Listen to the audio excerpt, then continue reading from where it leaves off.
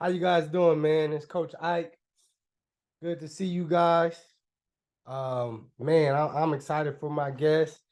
I guess my shirt will tell it all. I'm sorry, I'm getting over a cold, but man, my guest, man, my teammate, played with him at Middle Tennessee. Also played against him in arena. Seen this dude do some special things. A true ball hawk, man. This guy is amazing. Not only that, man, a man of faith. Just how he displayed his faith on and off the field. Truly remarkable, man. And I'm truly excited for my guests. Once again, if you guys are not in the DB membership, you guys need to hop in. Um, it's a mentorship. We talk about recruiting, drills, film breakdown, reaching your full IQ as far as football IQ, becoming a better defensive back, and just a better man overall on and off the field. All right. We also have virtual programs, all these things to make you a better player. Like I said, to make plays and help you get and reach your goals as a defensive back. All right. So without further ado, I'm going to add my guest in, Jeremy Kellem, JK. Good though, bro. Man, good to see you, man. Good to have you on, bro, man. Hey, I appreciate it, man. Appreciate the opportunity, man, to come on your show, man. Definitely looking forward to it, man. Excited about it, man. You're doing your thing with everything, man, with your business, podcast, the film breakdown. Man, you got it going, dog. Man, nah, man. And like I said, man, this whole thing, and you had me on yours and whatnot, and this whole thing, I'm just doing it for the DBs. Everybody I'm gonna have on is just a defensive back, man. Yeah. And man, you were not only a special defensive back because I played with you, I played against you, bro. But man, and we're gonna get into all these things for how you was a champion. You should be in the Hall of Fame for two different places. We're gonna get into that as well. Yeah. Hey, I appreciate you saying that. I appreciate that. We Yeah. gonna get into that, man. But before we get into all of that, man, because we know championship, things of that sort, JK going to MTSU. Before that, JK had to start somewhere. So how was it being JK, Jeremy Kellem, growing up in Fort Lauderdale, man? How was that? Well, man, growing up there, man, I came from a two-parent home, raised by my mom and dad. My dad being my stepfather, but to me, man, that's the only father I got. You know what I mean? He's the only father I have. My biological father chose not to be in my life. Met him twice on accident. Well, I met him one time on accident. I seen him twice. So within that, so I know it's crazy. People like, oh, I was just telling somebody this story. They was like, oh no, you met him on. It's a whole story, bro. But yeah, so man, raised by two great parents, man. And I'm the man, I am today because of the foundation that they laid, bro. Hardworking parents. We weren't rich, right? But I never went without. And I think now being a parent, being an adult now, they share things with me like, son, man, you don't even know how we sacrificed this and how we had to pay for that, or how, man, the fact how they got up to my college games at MT, bro. Like they worked the newspaper shift. You get what I'm saying? Like they was working. My mom, my dad, he got in an accident. He was a construction worker, man, and he got in an accident, in a car accident. He became disabled. Like when I was like probably like, man, 6th grade, 5th grade, something like that, man. So he ended up being disabled. And then so my mom, she's working, and man, they would go throw the newspaper, bruh. Yeah. Night shift. So when I got back one summer, they was like, let's show you what we be doing, the sacrifices. And bro, they waking up 2, 3 in the morning, gotta go pick up the newspaper. They used to joke about how accurate they was with throwing the newspapers, bro, out the car. All of that, bro, just to come to the game. And so I seen them work hard, bro. And even like as an adult, when I was looking at the questions, it made me really like delve deep and see like the stuff I learned from them without even telling them. Them telling me like, a lot of what we learn is we catch things, more is caught than taught. And so when I see them work for their dream and be homeowners, and they didn't start that way, but they kept grinding and they own their own house and things of that nature, man. Hey, I had a good upbringing, bro. Like, and they taught me about hard work, taught me about the importance of never burning bridges because you never know when you might need to cross that bridge again, bro. So that was why it was so important for me in college to just make sure that that I kept respect, had respect for everybody, bro. Like even like look at Larry, Yeah. Larry over equipment, bro, and I never disrespected Larry. Larry, even though he was a GA at the time, hey, what up, Larry? Did a give man, you don't never know. Even though I don't be begging Larry for equipment and all that. But the point is, that's the perfect example of you never know what somebody is at your life at one point and where they are right now, man. But if I need something, I know I can call Larry. You know what I mean? So, man, that my upbringing was awesome, man. And my parents doing good, still down there for a lot of them, man. And that was my upbringing, though, man. That's what's up, man. I used to see your parents come down to the games, like you said, at MTSU. Mm. So definitely met them, man. And like you said, man, you can tell what they instilled in you just because how you were in college. You know, when people go off to college, they become a whole nother person or they start experimenting and whatnot. That wasn't the case with you. It was like you knew what you was gonna do and you stood on those principles. So to hear that, man, that's awesome. So now you growing up, I'm sure you start playing Pop Warner football, at a young age and whatnot, just like everyone, all of us who don't play football. So let's get to high school because I read that you was a two-sport athlete at Deerfield, played football and basketball. Yeah. How was your experience in high school? And then I'm going to ask you after that, how was the recruiting? But how was your experience in high school? Well, man, my experience in high school, man, it was a good one, but it was unique at the same time. I would say, man, just going back to like Little League growing up, man, I was a late bloomer. You know what I mean? I tell people that even like with youth sports, is that you never know what a kid might be or become. Like I play O-line, bro.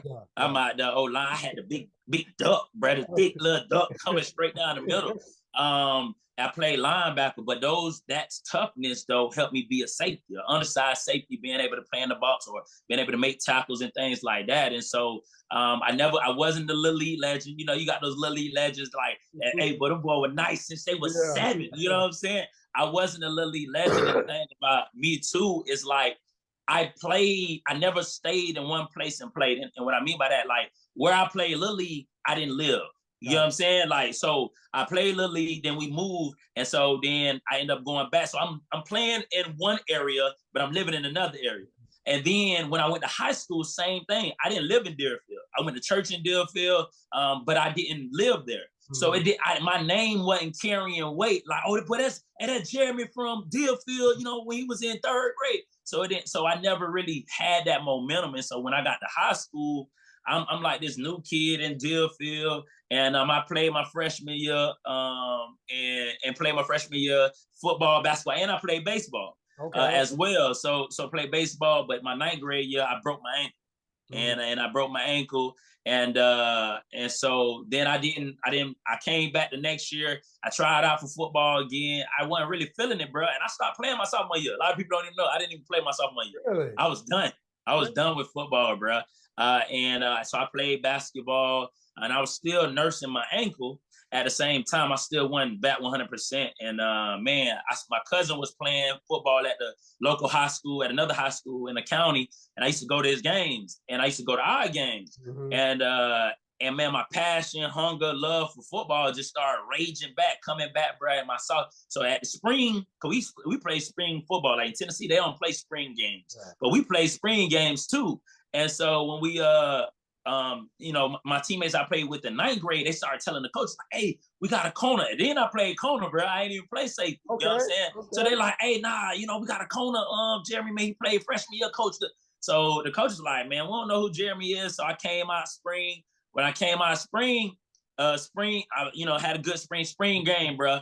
They put me in, bro. No glove, had no gloves back then, bro. They tried to run it. We played a team from Miami Jackson, bro. They tried to, I think they ran like a hitch or something. Man, took that thing to the crib, bro. And back then, we got to dance like, woo, get it. How y'all got the church in Cali. We had a little dance, so I'm on the sideline going crazy, bro. And it was kind of like people got to see another side of me. Like, dang, Jeremy out there dancing. Jeremy played football. And so, bro, it was just like kind of an unknown person. And then once that sophomore year, that spring game, my name started to pick up, man. And then junior year and senior year, though.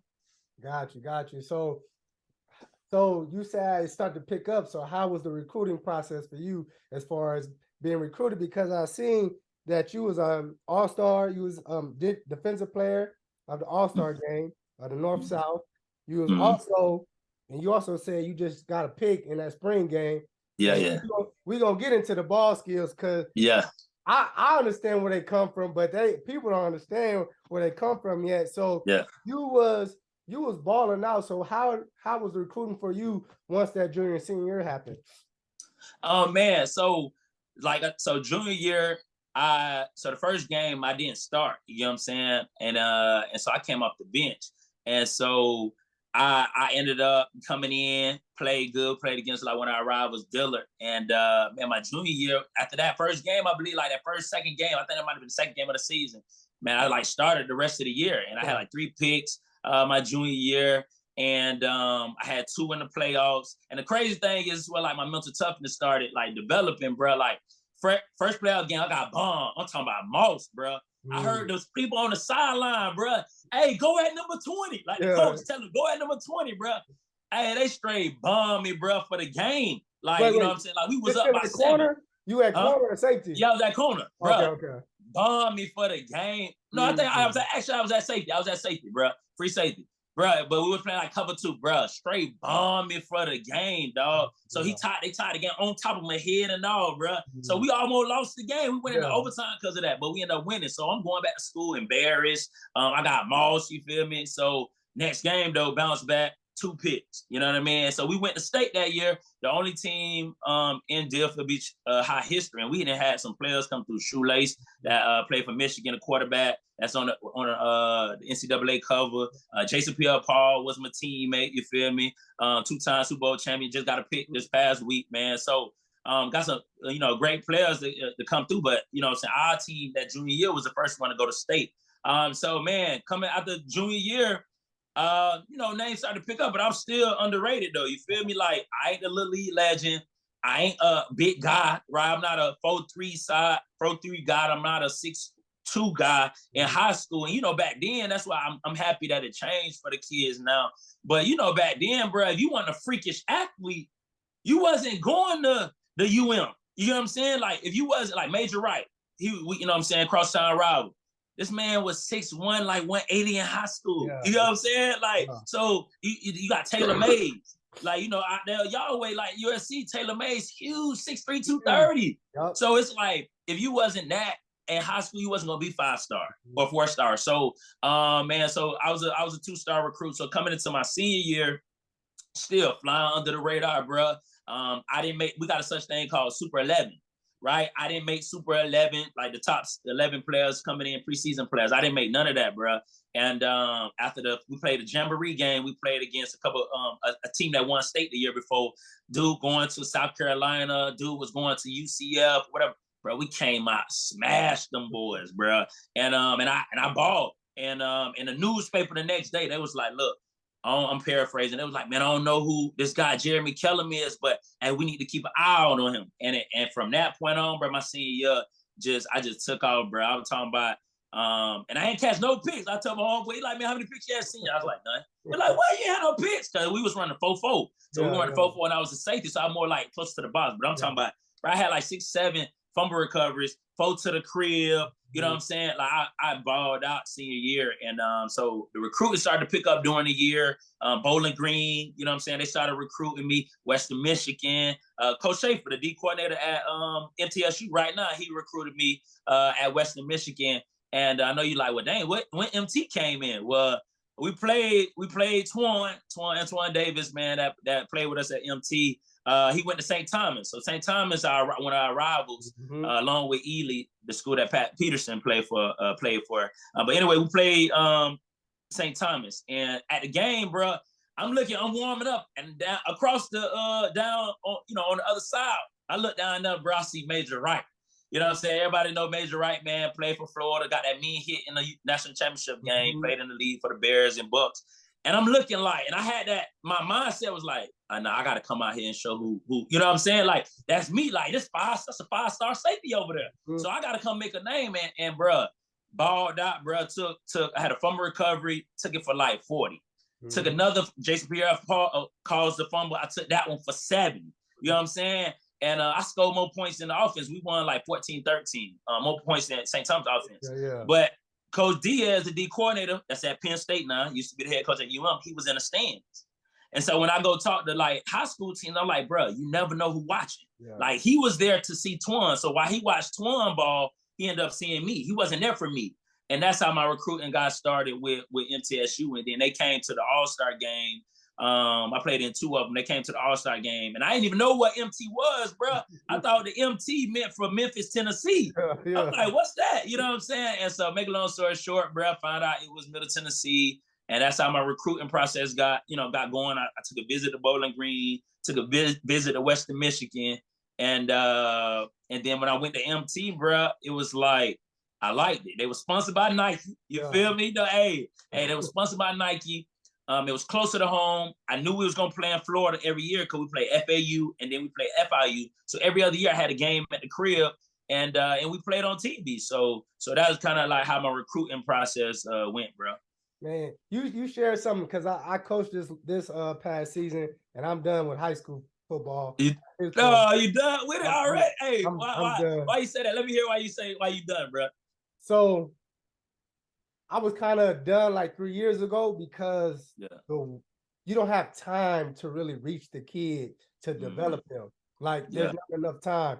In college they got schedules and whatnot. Yeah, I don't want it like that because you can't really impact them, and that's what I'm talking about. Like, as a man, like trying to change their life, you only have so much time with them, and the schedule does not allow you to do that. That's why I wanted to do a different way.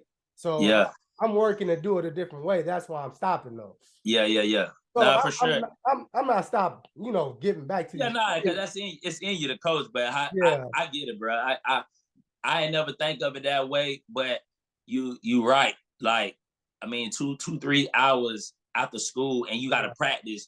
It's only so much you can change in the sense, even when we talk about just X's and O's, technique, it's only so much you can change. And then as far as just impacting them, like you said, it ain't really a lot of time, man. So that's real though. But you're doing it, with your business, man, and training. So I definitely understand that though.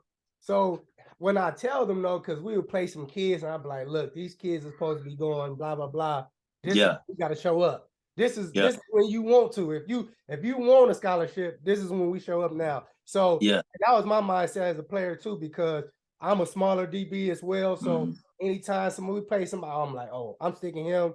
You ain't got to worry about it, coach, nothing like this. So that's the main thing, that you young DBs, when you guys hear that you playing against somebody, that's when you need to show up. It don't matter if it's a lineman who's on the other team. You just need to show up because somebody's out there to watch them, man. So for sure. That's real. So, man, you said you finally decided to go up to MTSU, and I asked Rod the same thing. What was your initial reaction when you first got up to MTSU? That first, I don't know if you got up there in the spring or the summer. So what was I got summer. I got up there summer. So what was your first experience before even football really started? Just being on campus and everything. Man, I think. Well, on my recruiting trip, bro, they said bring a jacket, bro. I brought a fleece jacket, bro. A Puma fleece jacket, bro. Thought I had a jacket on, bro. That thing, it was just, it was thinner than this, bro. And so that, what I'm saying, that was cold, man. But I would just say, man, my first experience it fit me though, bro. To be honest with you, man, my personality, like, I'm a city boy, at heart. At Fort Lauderdale, right? So I can't live in no one stop sign town. You get what I'm saying? Or the biggest place is Walmart. You know what I'm saying? Shout out to Walmart. But you get what I'm saying? I couldn't do that, but I'm not a partier either. So I didn't need a big city. So it kind of it really fit me, bro. It was like Murfreesboro was growing, but it was laid back. So it met me where I was personality wise. And then if I wanted to go out, I could just go to Nashville, or it was, what I'm saying, it was a little something to do to where it kind of scratched that itch if I wanted to go out. So overall, man, I thought MTSU was it was country, you know what I'm saying? Country. But it was a good little small town, man, that kind of matched my personality a little bit. And that's crazy to hear that, because when I ask people about their first experience, it's normally everyone like is homesick just because it's their first time really being away from home. Yeah. And it's kind of like you adapting. And to hear Mm-hmm. from your side though, like, man, I really enjoyed it. Like, Yeah. it wasn't too bad for me. And you know, that's for everybody, that's not the case. Like, it's like I just had to adjust to it initially. Then it was like, Yeah. okay, I'm on Nah, it, for sure. ready to go.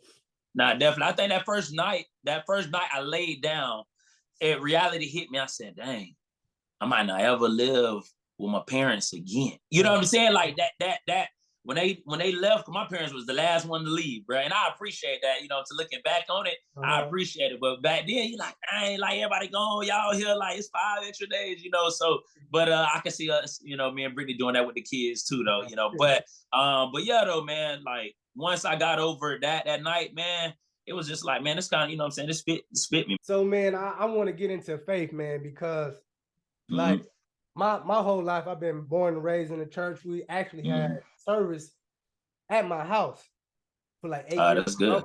My uncle was the pastor. My dad was the assistant pastor. A lot of people came over to the house. We had service and whatnot. So when I was younger, people used to call me Reverend Ike. So okay, this is something that's been with me since running roses, running track, youth track. That was my first sport I ever did before I played football. So yeah, on track, going to high school, and I've always, I would always keep my faith to myself. Not that I was scared of nothing, but I was just like, if anybody asked me, then I would have this conversation and things of that sort. Yeah. Hey, you was a little different. Not that you would be very open about you, but every play you would pray before the play. And I forgot who told me. They was like, man, I hated being on JK's side sometimes because I couldn't get to play because JK is praying. And that happened a couple of times with you. I'm like, JK, what's the play? What's the play? Yeah. That's me. My bad, bro. My bad, God. Nah, my man, bad, dog. But where did your faith come in? Where did that, you expressing your faith like that, and where did it come from? Man, I one, like you, man, born and raised in the church. So my parents implemented it, instilled it in me, man. Like the Bible say, man, raise up a child in the way that it should go, right? So when they get older, they don't depart from it. And so that's what my parents did, man. Not only did they teach me about God, but they showed me, right? Just through their actions and, waking up, hearing them praying. We used to have Bible studies, family Bible studies. They taking me to church. I was involved in the church. My parents, whether they're usher, deacons, the accountant or whatever the case may be, served in the church as well. So I would like to say, man, my faith, that's where it begun, man, in the church. And then I think, they laid that foundation, but a foundation got to settle, right? You can't just walk on it immediately. You can't start building on it immediately. And I think that through high school, that foundation wasn't settled. It was there, they laid it, but it wasn't really, in my opinion, until my junior year in 2009, bro. Like big bro, my mentor, Dr. Devin Pikes, he played at MT2, man. He used to have Bible studies. Might have ran into him before, man, but he used to have Bible studies at school and college. And man, he, during that time, that season of my life, man, and God, man, while I was in college, God would speak to me, man, every time at church, like when they brought up the baptism, like get baptized. And I'm like, man, I'm pretty sure I got baptized before. And I asked my mom, they're like, yeah, you got baptized, but I didn't remember it. And like, it's like, well, if you don't remember some, then you probably need to go ahead and do it again to etch that, right? And so as to make my own decision, right? And so, man, I got baptized, bro. Devin baptized me at MTSU Rec Center, 2009, right before we went to the New Orleans Bowl. And so that year solidified, because I was, still in the midst of like just not where God needed me or wanted me to be. I should say, because he don't need me to do anything. He got everything. But what he wanted me to be, I wasn't who I needed to be at that time. And so even now, I mean, I'm still growing, but in my walk. So that year right there, bro, really solidified my foundation to where I'm able to start to build on becoming a better man of God. And just to your point, man, praying like I was praying. And the foundation of it's pure. You know what I'm saying? That was my conversation with God. Like I'm praying for covering.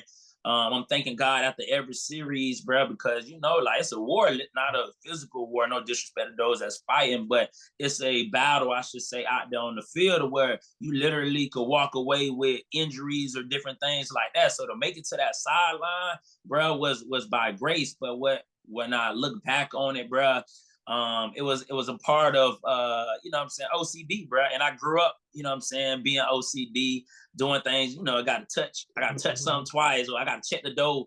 And that's what it kind of got. And it's like, and I had to realize, even in the Bible, it tells you, like, don't just keep praying, babbling, like, God hear you the first time. And so whether it's if I say it audibly or if I whisper it. And so now looking back, if I do it again, I pray that one time, pray for the game, and then I'm locked in, right? Because shoot, I missed the whole brand practice. I missed the whole first play of the series because I'm on the sideline praying, bro. And so whenever that happens, like some spiritual context happens where it's interrupting your job or whatever that is you're doing, that ain't what God wants you to do. You know what I'm saying? Like he ain't trying to interrupt like stuff like that, bro. So I had to learn that balance and learn, that healthy. But at the end of the day, like the core, like, hey, my relationship with God was, number one, man. And I never, at the same time, to your point, like I never would slap people with the Bible. You feel me? Like, hey, boy, you should be.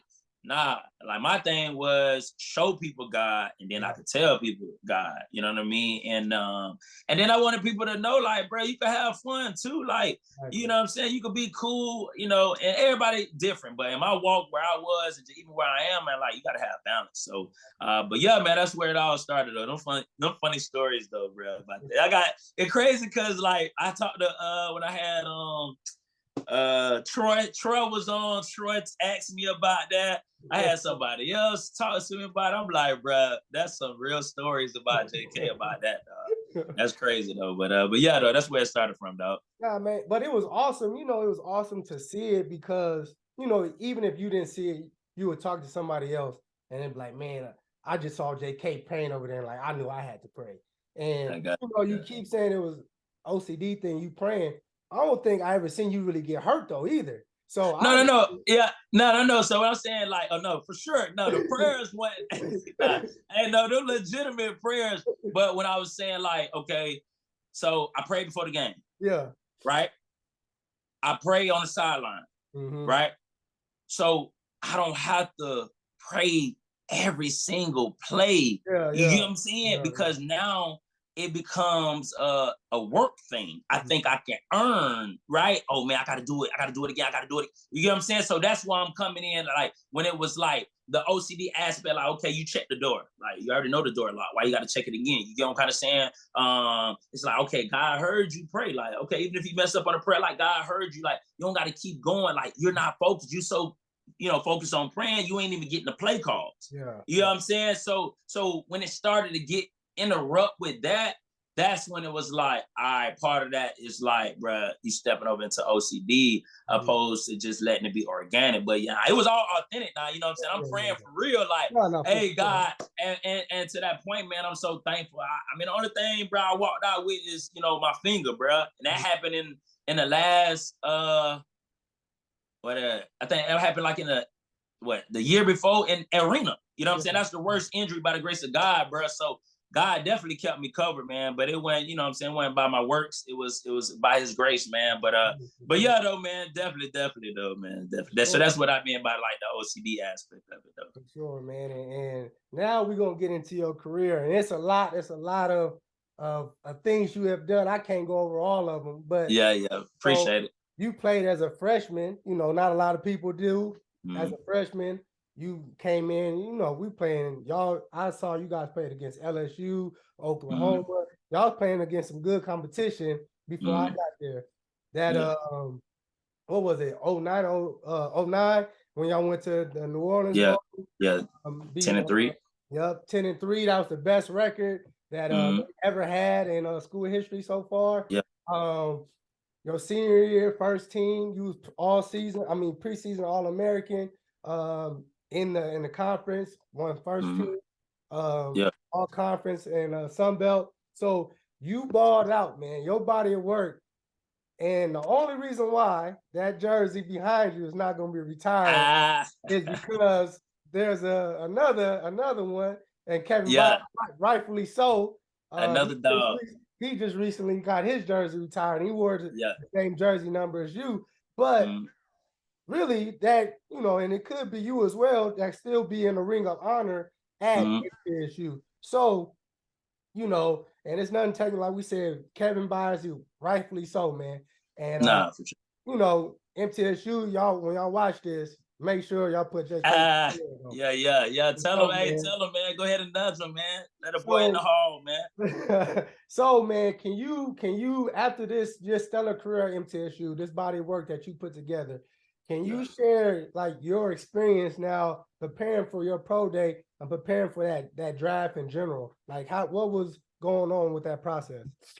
Man, I would say, man, and I was just telling my wife this, man, just how the mindset switched, man. Like from freshman to junior year, it was all fun, right? It was all fun. And then I just felt like senior year, it was fun, but it was like business because you knew like every game was vital, every movement, every play.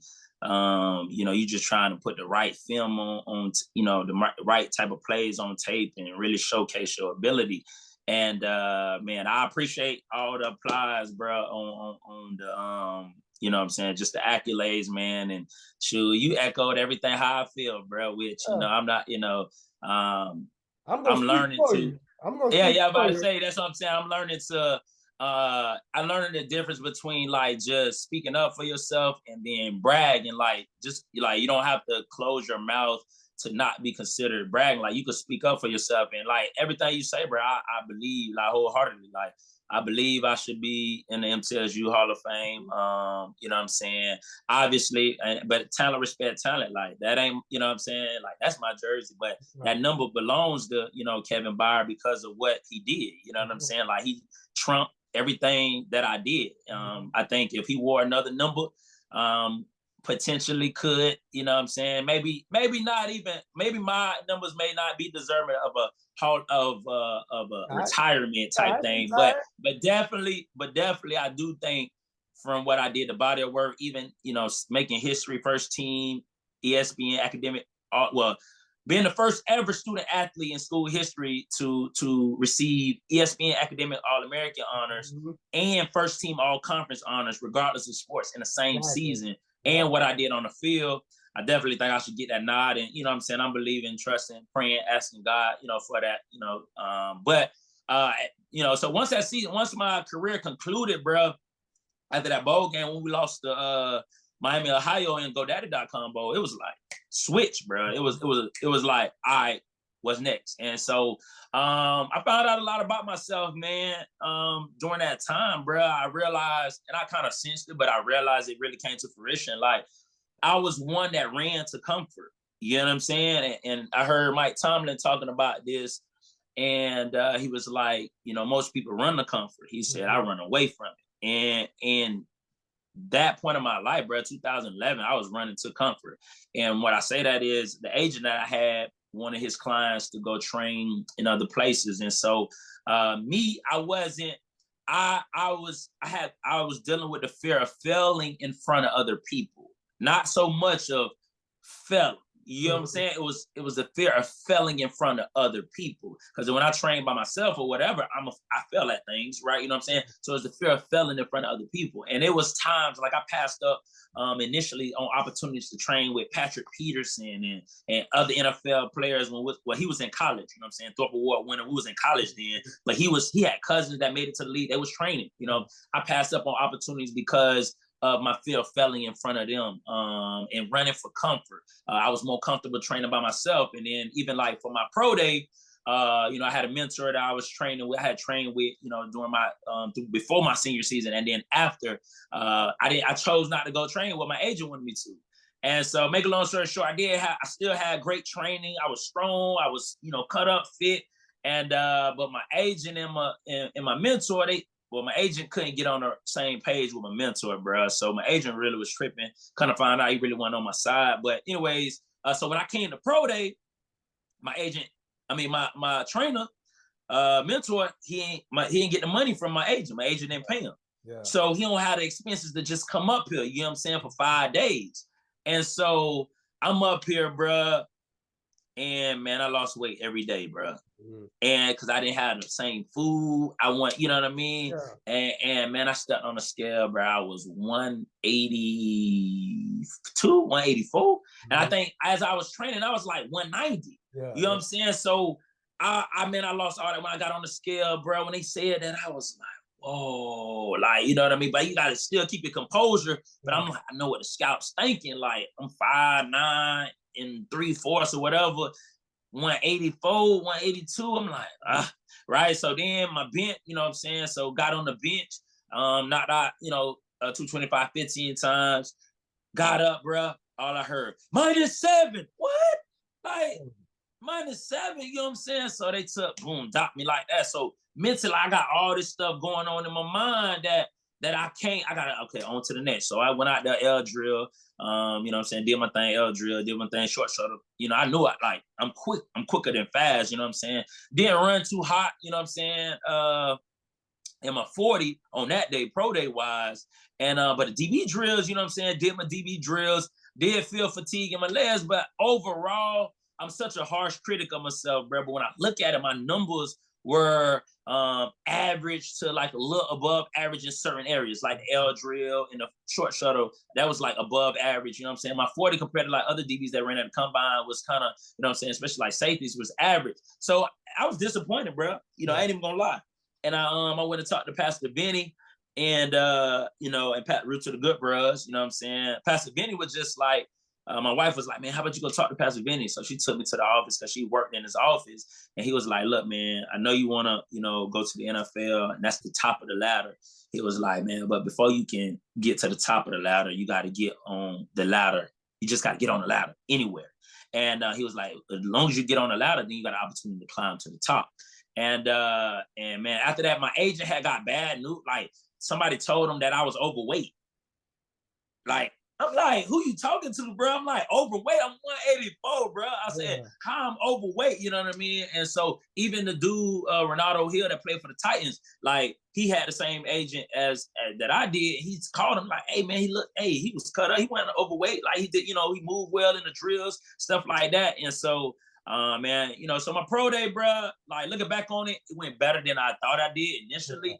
But, obviously it wasn't good enough. I didn't get drafted. I ain't gonna say it wasn't good enough. I didn't get drafted, but I still didn't get drafted. You know what I'm saying? So that was my pro day process, bro. So you shared you wasn't able to get drafted, but you got into the Arena League. So I got Arena League because of you. But how did you hear about the Arena League, and then how did you join the Arena League?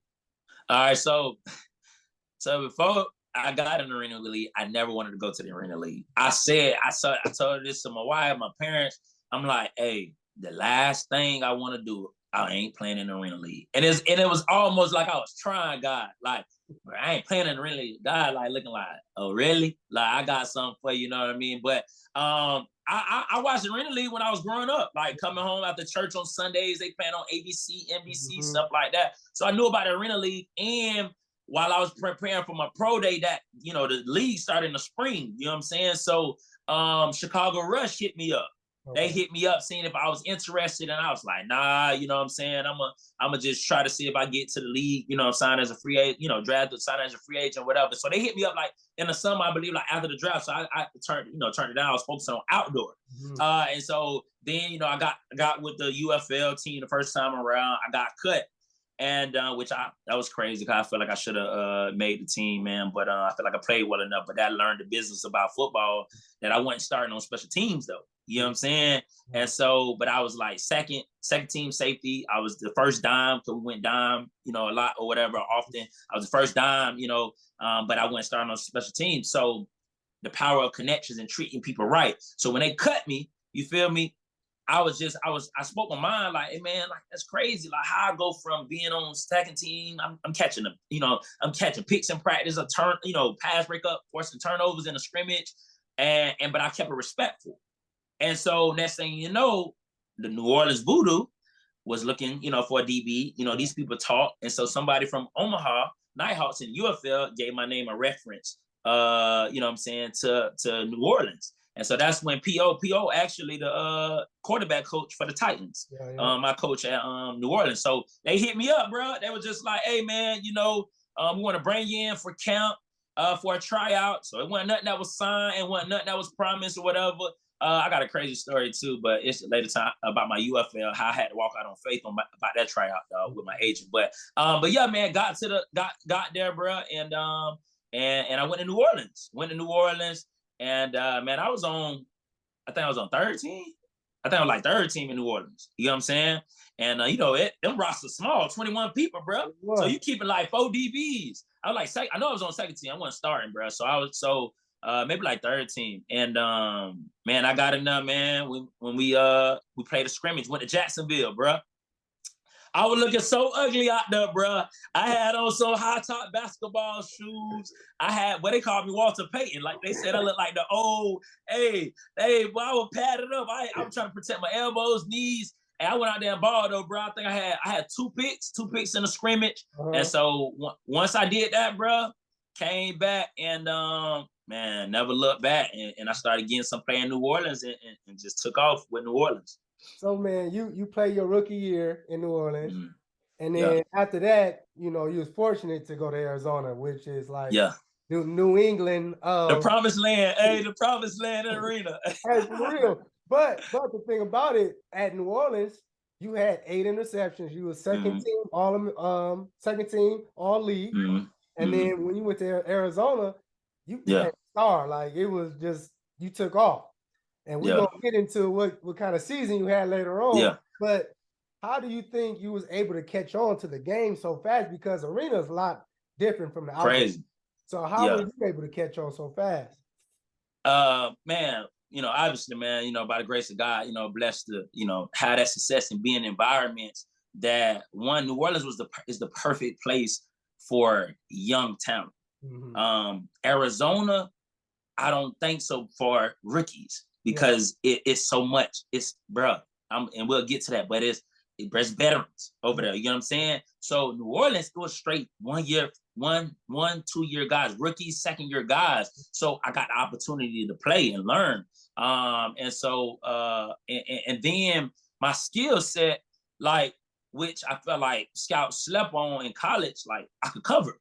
You know what I'm saying? Like, so when they was like, well, we don't know if he's big enough to play safety, we don't know if he's fast enough to play corner, whatever, and kind of questioning my corner, you know, cover skills, they could have put me in nickel, but I'm like, I covered in college, you know what I'm saying? My senior year, we changed D coordinators, right? When Coach Diaz left, you know, went to Mississippi State, so the D coordinator came in, had us playing a lot of coverage. That was the most pass breakups, pass defense I had. So I was able to show you not only can I blitz and tackle and force turnovers, but I can cover.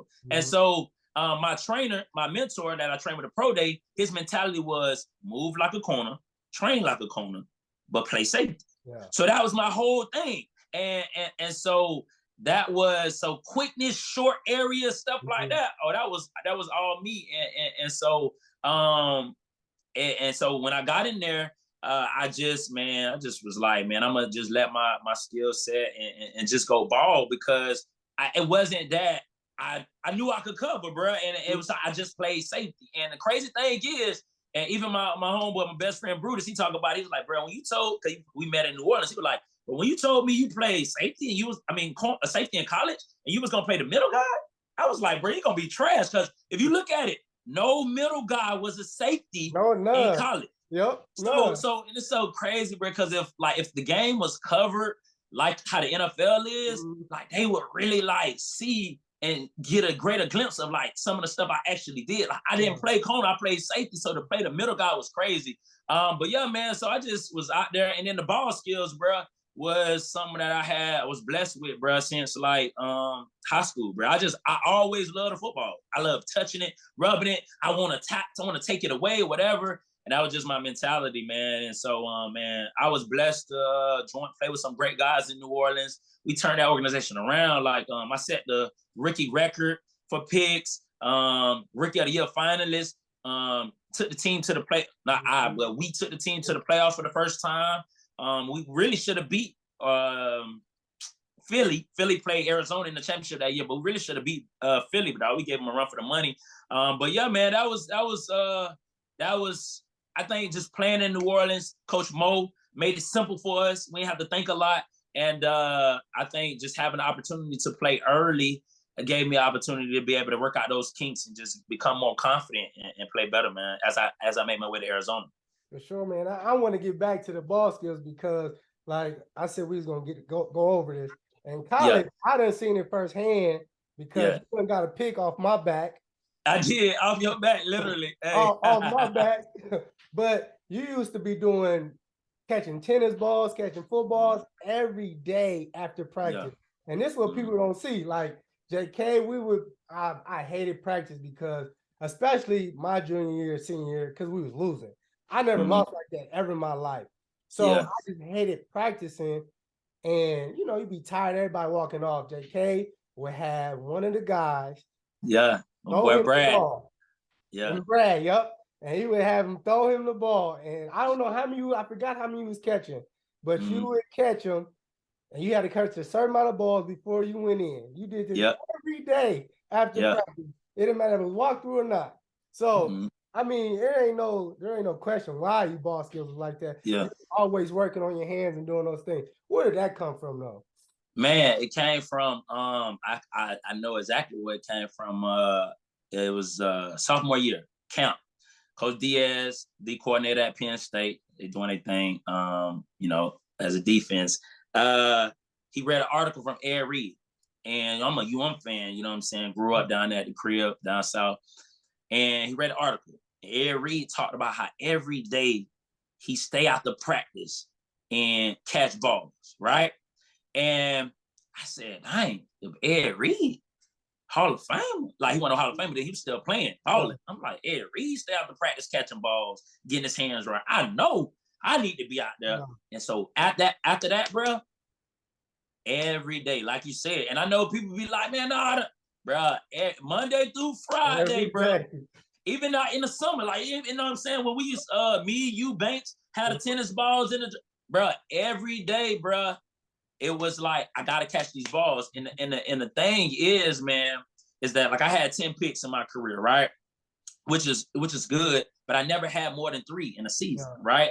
And so what I want people to realize, and even young DBs, is that when the work you putting in today ain't necessarily for that season. It could be, right? You're going to reap some fruit, but it ain't just for that season. That those reps that I started my sophomore year in college in 08 and doing it every day, 08, 9, 10, 11, 12, 13, was for that 2015 season that you talked about. But it was those seeds I was planting every day, working. And then when it came to, and it's the thing, I didn't catch a lot of picks, but when it hit my hand, it went dropping. You know what I'm saying? I did drop one in the bowl game, though, on the tip. It was crazy. But 9 times out of 10, it ain't too many picks. I just dropped, right? And so it ain't about the opportunities you get. It's making those opportunities count.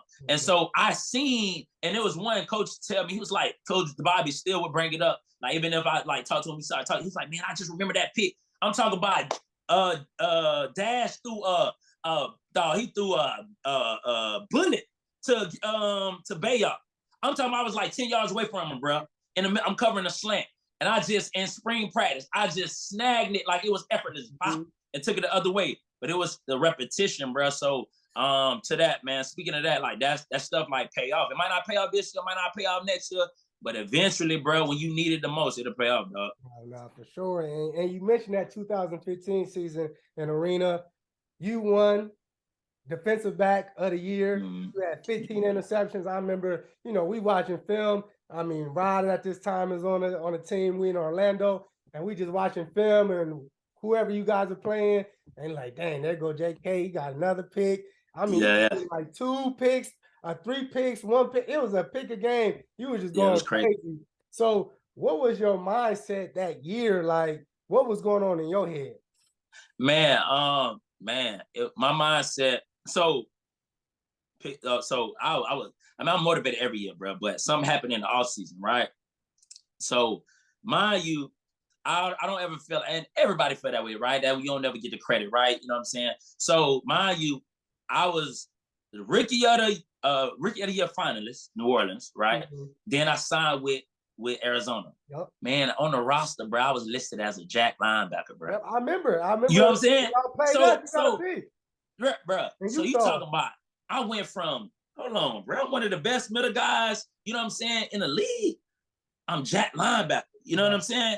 And so that was humbling, but it made me, you know what I'm saying, dig deeper. And so then we won the championship, right? So I started 6 games that year. We went I think I started 6 games in the middle, went 6-0 when I started, right? mm-hmm. And so coming to that next year, Coach Guy brought me in the office, right? And I appreciate Coach Guy because he know how to motivate you, bro. He know how to say the right? And so he said, now, you haven't won in this league as a middle guy yet. I'm like, dang, I just won a championship. You know what I'm saying? Balled in the Arena Bowl. You know, I played middle throughout the season, got wins. He said, so the question is, can you win a championship as a middle guy? I'm like, all right, let's go, right? Boom. Help lead the team to, one back-to-back. Well, that was 3-peat for them, back-to-back for me. An Arena Bowl championship, 2 picks, balled out, right? I'm feeling good. Like, if you're the organization, I'm thinking like, oh, man, we got Jeremy coming back. We good in the middle. Bro, they go and sign, you know what I'm saying? And I want people to understand the equivalent of this. It's like having Josh Allen and you sign Patrick Mahomes. Yeah. You know what I'm saying? So they went and signed the DB in the league, like Hall of Famer DB. And I'm like, after I just helped you know what I'm saying?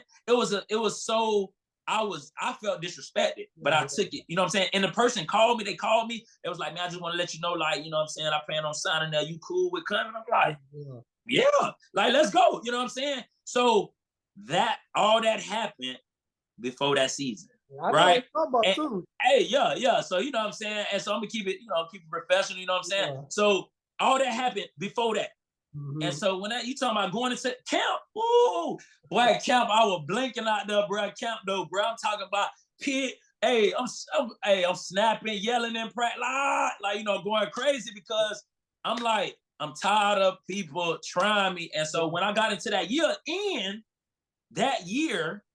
whatchamacallit did they rankings, and they said that I was a system player. Mm-hmm. I was like, hold on, I said, and I hit them up, bro. And this is why sometimes I be forgetting stuff I did because I'm like, when I look at people like players on TV, they be acting like people on ESPN. I'm like, man, they just need to chill. Then I'm like, dang, I did the same thing. I hit up, but I'm like, so I'm a system player. I made it. I ain't even make it really in the top 5. I was like, you serious? And so I was like, all right. So that same year, all that happened, bro. Boom, 15 picks. And I knew, dog, for me to make it to the league, I needed a wow year. I didn't have a wow year. Like I had 9 picks the first year, 8, and then I was like, man, I gotta have a wow season. And that was my mindset, bro. I was like, let's go. You know what I'm saying? So there was a lot of motivation, though. Man, and it's crazy, man, because that was an unbelievable run that you had. So you already win two championships. You win Defensive Player of the Year, and this is where I talk about giving your flowers. You had 2, and unfortunately, the Arena League done folded because you should be inducted to a Hall of Fame as well. Because if you talk about efficient, as amount of interceptions and amount of years that you played, nobody has more interceptions than you. So, hands down.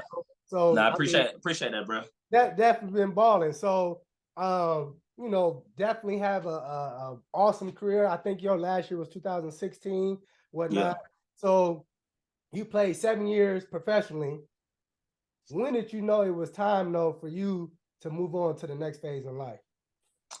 Man, I know it was time when So I started to like, I was working my job at a Boys and Girls Club, and you know, and well, one, I had held out, bro, in the arena. So my homeboy, like, bro, you the only dude I know that held out in the arena, bro. So my 2015-16 year, I didn't go back to camp, right? And so, make a long story short, I missed 10 games of the season.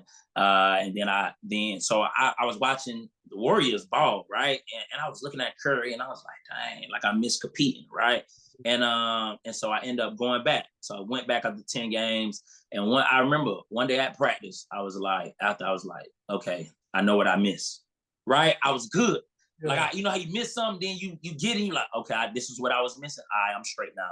And so I was like, I got that. And then the last thing was when I was the off season after we lost in the championship 2016. I was thinking, I was like, man, you know, the sacrifice is greater than the reward, right? Because up to that point, I was playing to make it to the NFL, right? And so once I called 15 picks, bro, and I ain't get signed, and then I seen somebody else call one pick, and that's, you know what I'm saying, and they got signed.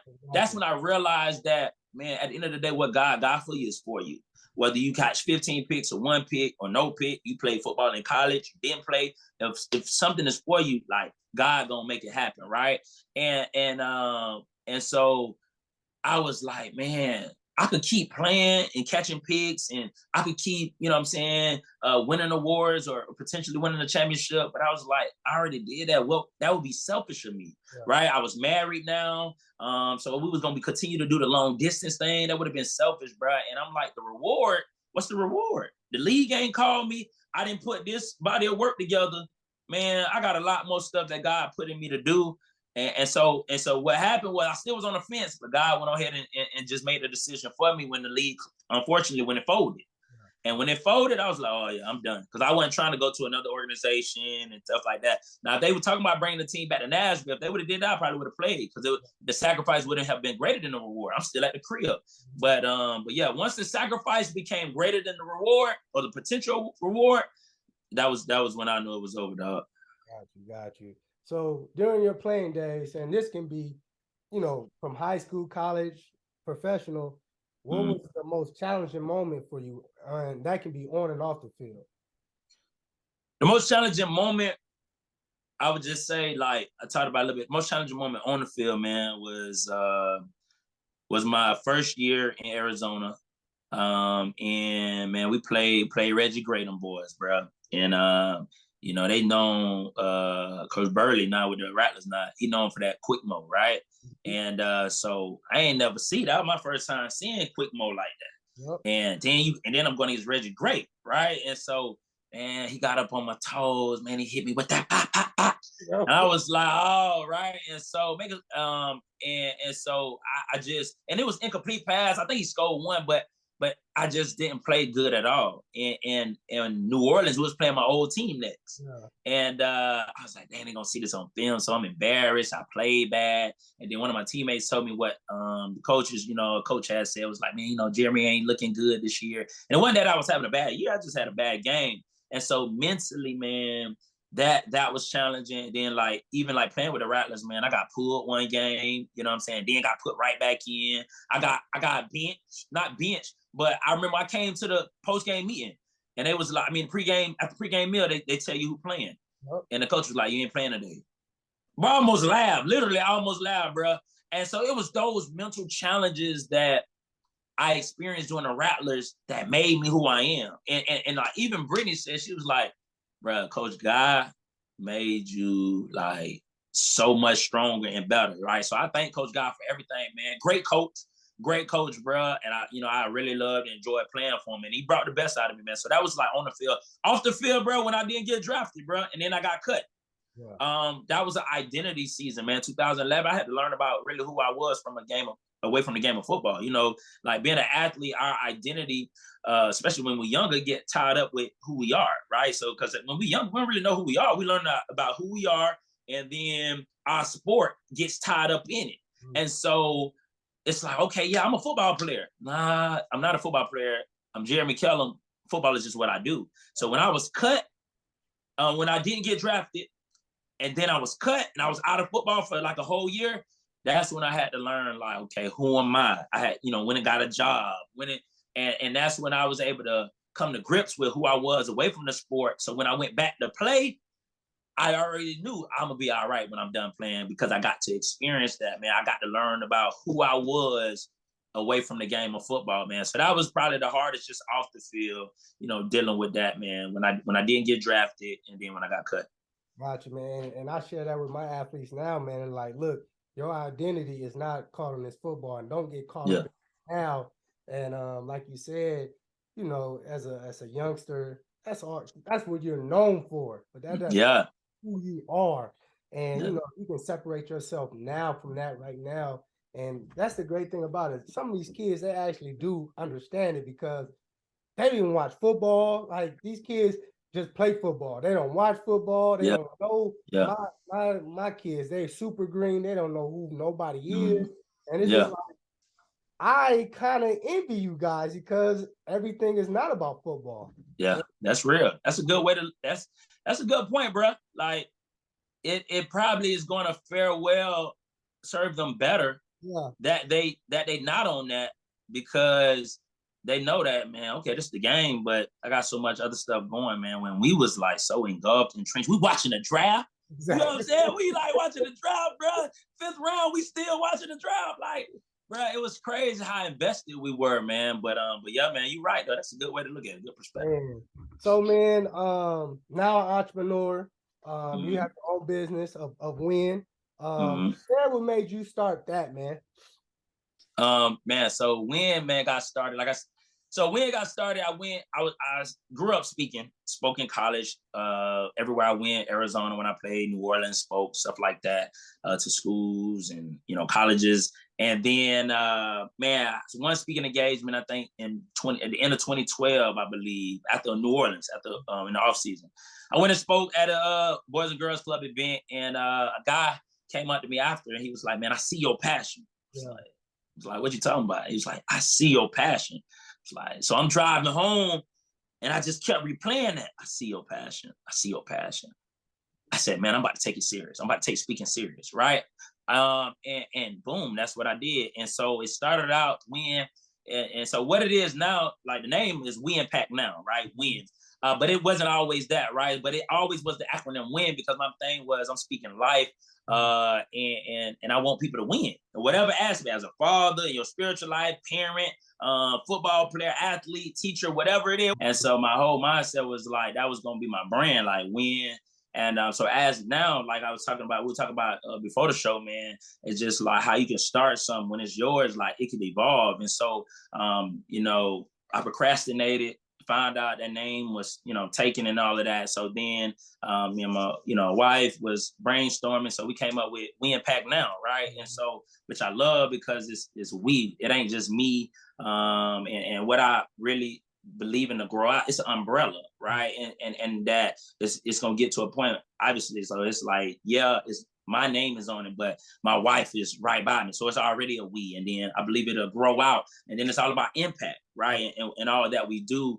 And then I want to impact now. Like whether I mentor you that day, I come speak to you that day, I teach you that day, whatever, keynote speak that day, I want to impact your right now and plant seeds in your right now, and then that will bear fruit down the road. And so, man, it's we run life enriching programs, man, and social emotional learning, mentorship, coaching programs, keynote speaking, things like that. We're going to schools where we run the life enriching programs. Just man, my bad. We what I'm saying, we going to schools where we run the right life enriching programs and things of that nature, man, making a difference in scholars' lives. And then I got the aspect where I go around, speaking and things like that, man. And so that's why I started it, man. I knew I had a passion. I enjoyed speaking. And when that guy spoke life into me, I was like, I got to do this for real, man. And so ultimately, like, that's that goal, man, to be able to, be a full-time entrepreneur, go around, travel, speaking, going into schools, doing keynote as well. Well, that's definitely awesome, man. And finding something that you love to do after is, because as a football player, that's one of the hardest things, to find your passion after the season. So for you to do that, that's awesome, and to make an impact. But I really want to know how this became, because now you're commentator Yeah. for MTSU. So how Yeah. did that come about, and what have you learned about yourself during this process?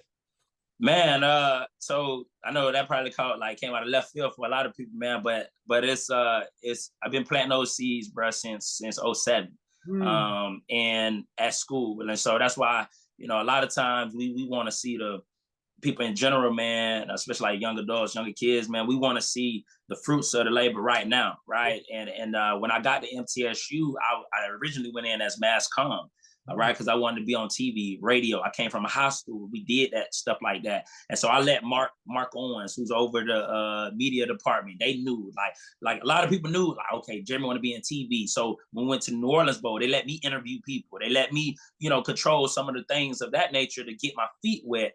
And so after every off season, I used to come back to MT. I used to talk with Coach Stock every year. I talked to Coach AD, athletic director, Mr. Massaro, a couple times. And I remember talking to Mark Owens, right? Just planting seeds, like seeing what's out there, what opportunities, let them know what I'm trying to do. And man, in 2020, I got a message like, hey, we got this opening for, want to be the play-by-play color commentator. And I was like, yeah, right. And so from that, man, I just finished my third season, wrapped up the last home game, man.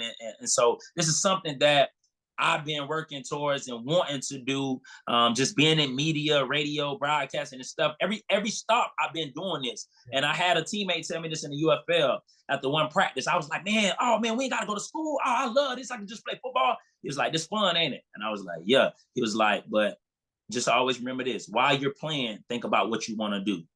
Right. And so from that moment on, while I was playing, every stop that I went, I was working on speaking. I was talking on TV. I'm on the radio. They know that I want to do something with film or whatever.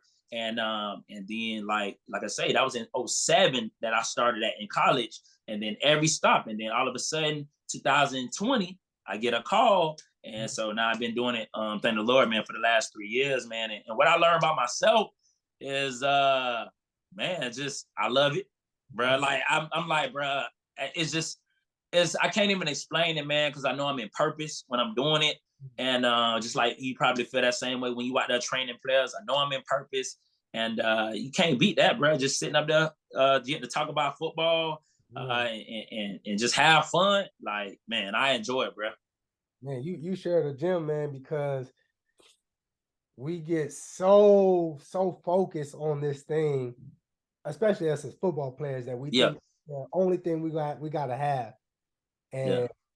like we said, these kids, they finding other things now because you can monetize your YouTube channel, things of that sort. Yeah, But for for sure. you to be working on that, that is the goal. And young men who, you don't know what that is, just start working on it. You don't need to know what it is, just start working on something else. And I say it all the time, it's in the Bible. It says, you don't know which one is going to happen first, but if this goes and this goes at the same time, they both go up at the same time, you got two things. If one goes down and one goes up, Yeah. you good somewhere. But Yeah, that's real. both of them fall down, it's all right. If they both go up though, hey man, you got two careers that's booming. All right. Yeah, And that's real. we was talking with Darius Webb, and he was saying the same thing. But that's crazy you said that, man, because when you work on two different things, and everybody's like, you need to focus, you need focus. No, you can work on two different Yeah. things. We're multi-purpose and multi-purpose and assets facets about ourselves. So we don't need to just focus on one thing. We like different things, so let's move in those directions, young men. No, and for sure, man, just to continue with that is, and this is what I tell my scholars. Growing up, we were singular minded, right? Yeah. Like, they used to ask you what you want to do. Oh, be a firefighter, be a football player, be a teacher, one thing, right? And what I said, I said, look at me. I said, I got 3 different jobs. I was like, I teach. I said, I'm a professional speaker, and I'm a TV broadcaster. Mm-hmm. I said, what am I using in all 3? They said, your voice. I said, bingo. I said, so I found my passion, my purpose, right, to utilize my voice. Now, how I utilize it could be in 3 different ways: a teacher, broadcaster, and speaker, right? And even though I'm doing 3 different things, it's all aligned. Exactly. And that's the thing, like, you know, where when people say, oh, you just got to focus.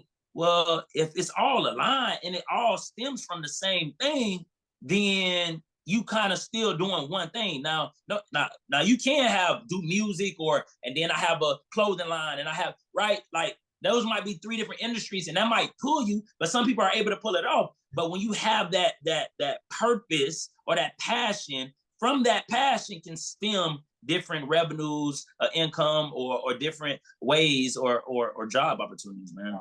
Sure, man. And you hit it right there, because, you know, as young men, this whole thing is to give back unto these young men. You're a husband now, you're a father, an entrepreneur. You just shared that you're also an educator. How do you manage your time to still be all these things, but the center of it is our family? So how do you manage all of this? Man, just making sure that when I'm not, that when I can, I do. Right. And my wife, she said it to me. She was like, look, man, I know maybe sometimes you got to get up, you going to work early, you got to go here, go ahead. But it's when you can, that's when I want you to do it. Like, so, okay, all right, I like, bruh, I come from the game. All right, boom. Kids, they'll give you a bath. Like, my job ain't over, because now my work is done. But my number one job, right, as a father, as a parent, I got to do that. So if I come home and say, nah, I just work, I just did the game, I don't want to help with the family. Now it's like, well, Jeremy, dang, we just supported you to do that. Now you can't support the family. So it's just when you can, you do, but not even just when you can, but making time, right? Just like, I'm blessed to be able to do the show right now. Right after this, I'm about to go, I got to go run this errand, do this, do that. But that, just making sure I make time for my wife and my kids, and give them that focus. And I still struggle with it, man, putting the phone down, just giving my one-on-one attention. But I'm intentional about it, and I'm conscientious of it. So it always comes to mind. God always reminds me, like, all right, you need to do this. I pay more attention, do this, be intentional. And I think that's what it is, man. You got to be intentional, and you make time for what you want to win at. Whatever is important to you, we try to win at it, right? Whatever it is. And so if being a good spouse is important to me, or to anybody, to you, to whoever listening, then you're going to try to win at it. If being a good father is, you're going to try to win at it. Just like you want to win at locking down the receiver, I got to take that same energy and put that into, my spouse, and put that into my relationship, my parenting, all of that, bro.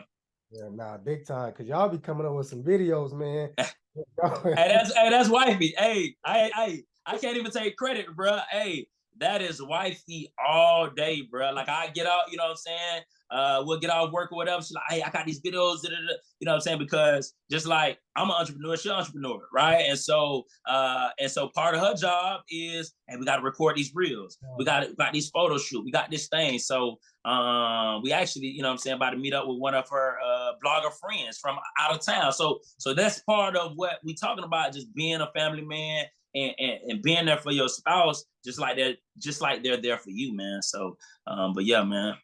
Sure, man. Well, I'm gonna let you get out of here. Before you go, man, I kind of took this from you. Let you ask a question. If you got a question for me, or you can just share anything that you want with the audience, man. So yeah. Nah, man, my question for you, man, I got to return it back to you. Man, how rewarding is it for you when you see one of your trainees, right? People you work with, the young men that you impact, and you're teaching technique and all of these things too. How rewarding. Talk to me about that. Tell the people about that feeling you get when you like, hey, we worked on that in practice, but he just went in the game and executed it and made a play. Like, how rewarding is that when they take something from practice and apply it in the game? I don't even think it's when they apply it. I think it's when they understand it, because I realized this. You can do something and not understand it, but you don't know how to replicate it again. Yeah, okay. So when you understand it, though, now you like, oh, I know what you mean. That's more rewarding than anything, because now you like, I know what you're talking about. I know I can now teach this to somebody else. I can do it again. I think that's more rewarding than them doing it, because Mm, when they understand it and they can replicate it, they can teach somebody else. That's what's awesome to me. And when they get that, because some kids, it won't be 2 years later, 3 years later, yeah, because it didn't happen to me, because I was like, I didn't understand, but now I understand. I'm like, this is what the coaches, this is easy. yeah, yeah, Like, yeah, if I just yeah, got it then. So, yeah, but you get a player, because I had a guy, he just came out 2 years ago, balled out, should have got an opportunity in the league.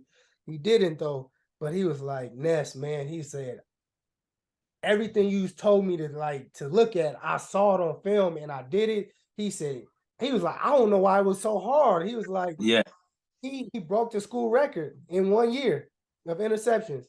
And he only had this 1 year to really play, and he did it. And he was like, yeah, bro, everything that you said was gonna happen, it happened. He was like, so when he was like, and now he's training people, now he's helping yeah, other.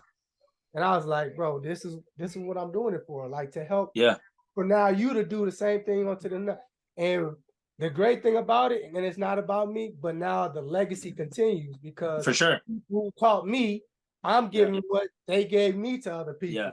yeah, And you're gonna continue to build on and continue to build on. And now the legacy of helping people and helping, because everybody, and I share this, everybody, we are attached to certain people just based off of who we are. People like you just because yeah, they resonate with who you are spiritually, physically, they connect with you. So I may not be able to connect with certain people, but this individual might be able to connect. This person, the thing is though, they got something from me, and now they yeah, able to connect with all these people. Now we all yeah. connect. All So connect. that's the blessing at the end of the day, man. That's the blessing. Nah, that's real, man. That's good though. It's not about the physical or being able to go make the play, but it's like understanding the why. And Yeah. and then when I get the why, like you said, I know I'm able to replicate it. I can teach it, and that's how it multiplies, right? And it doesn't just stop, because it's like, oh, just do what I do. All right. But when I understand the why, now I Right. can tell multiple people about why I do what I do or why that happened, man. So now that's good, man. Definitely keep up the good work, man. You know what I'm saying? Especially with the videos, man, and just with podcasting and training. Because you got a niche, man, and the young men, they listening and they looking, you know what I'm saying, and paying attention. And like you said, just imagine if you were this age, getting what you're giving them, that breakdown, and even breaking down college plays, NFL plays, and seeing that, hey, it's really the same thing I'm doing, you know what I'm saying? Or the keys are the same thing, or technique's still gonna boil down, you know what I mean? Bad eyes in the NFL is bad eyes in high school, Always, so always. but yeah, man, keep up the great work though, man. I appreciate you having me on the show, man. I really do, dog. Yeah, definitely, bro, man. Like I said, give you your flowers, man. The great JK, Hey, man. I appreciate it, dog. Yeah, thank you for being on, bro. Thank you Yeah, for your time. Tell the family I said hello, bro. And will I do. definitely let you know when I'm out there, bro. Yeah, yeah. Nah, let me know, man, and let me know when you post it, man. Oh, for sure. I definitely Yeah, yeah. will. All right, now have a All right, blessed day, dog. you too. All right, now, dog.